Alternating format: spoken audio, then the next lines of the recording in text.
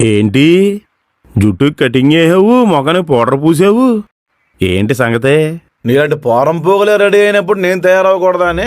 ఎంతసేపు పక్కోడిని చూసి ఇప్పుకోకుంటామే, నిబద్ధత లేదు అదవలకి. అలా ఖాళీగా ఉండే బదులు ఇంట్లో వాళ్ళకి సాయంగా ఉండొచ్చు కదా. మన ఆలోచన విధానాలను మీరు అందుకోలేరు. మీరింకా నేలను చూసి మట్టి వాసన గొప్పదనుకుంటారు.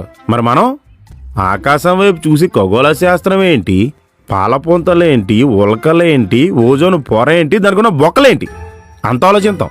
పనిలేని పిల్లి పురుగులు పడి చచ్చిపోయిందంట. ఇలాగా రోజులు గడిపేసి ఎదవాళ్ళు చాలా మంది ఉన్నారులే. ఊరెళ్ళగానే ఇడు కూరలు పీకేయాలరా. మేం కూడా ప్రయత్నాలు చేస్తున్నాం, ఏదైనా రాజకీయ పార్టీకి సలహాదారులుగా జాయిన్ అవుదామని.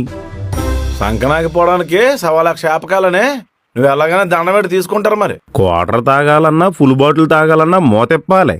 గట్టిగా ప్రయత్నం చేస్తాం, కొడతా కొండా పోతా ఏక. ఆలోచన గొప్పగా ఉండడంలో తప్పులేదులే, కానీ గొప్ప వాళ్ళకుంటే ఇంకా బాగుంటది.